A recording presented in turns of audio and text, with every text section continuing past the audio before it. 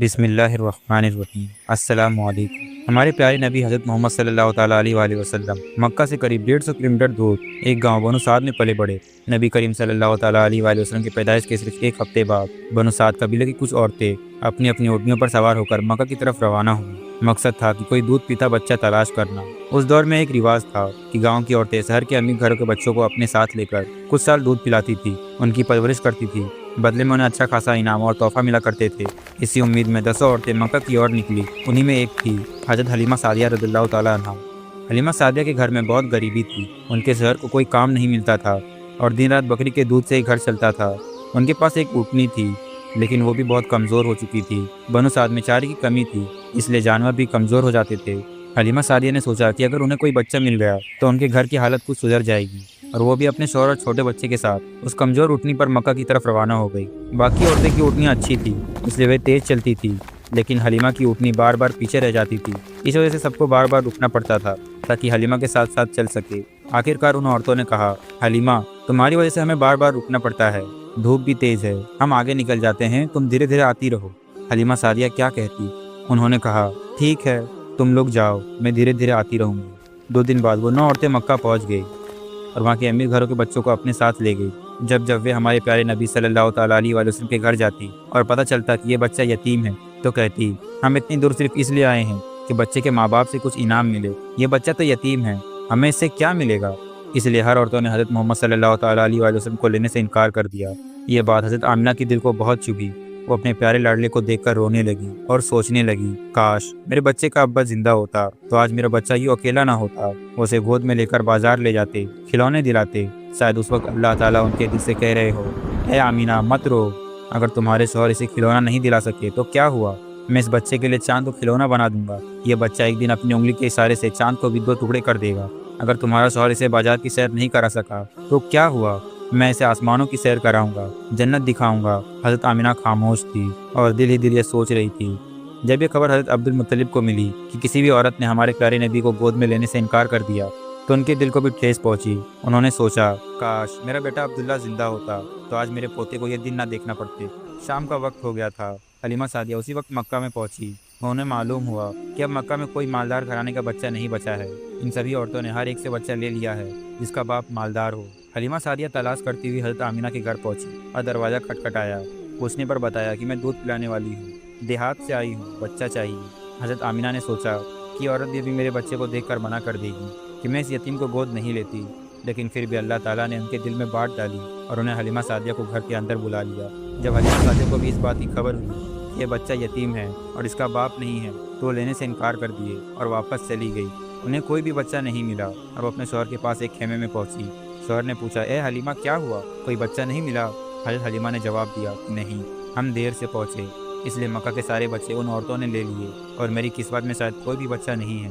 لیکن ہاں، ایک گھر میں گئی تھی، وہاں ایک یتیم بچہ تھا، اس کا باپ مر چکا تھا، لیکن اس سے ہمیں کیا ملے گا؟ جب باپ ہی نہیں ہے تو ہمیں پیسے اور تحفے کون دے گا؟ اس لیے میں نے اس بچے کو لینے سے انکار کر دیا۔ رات کا وقت تھا، دونوں میاں بیوی خاموش بیٹھے تھے۔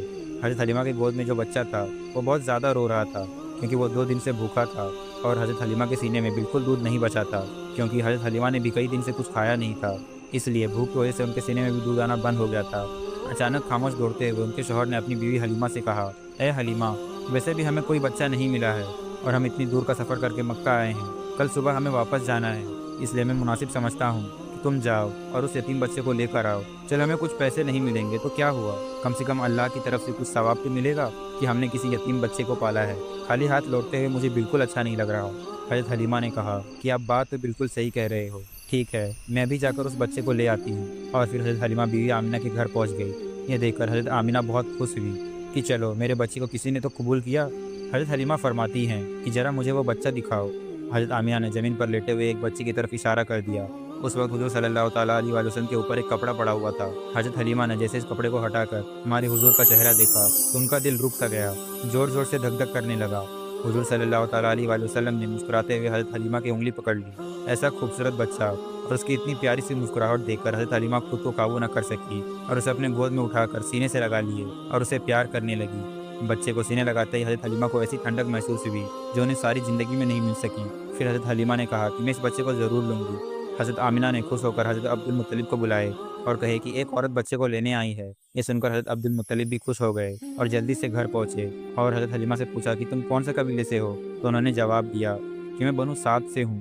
پھر پوچھا کہ تمہارا نام کیا ہے؟ تو فرمایا کہ میرا نام حلیمہ سعدیہ ہے۔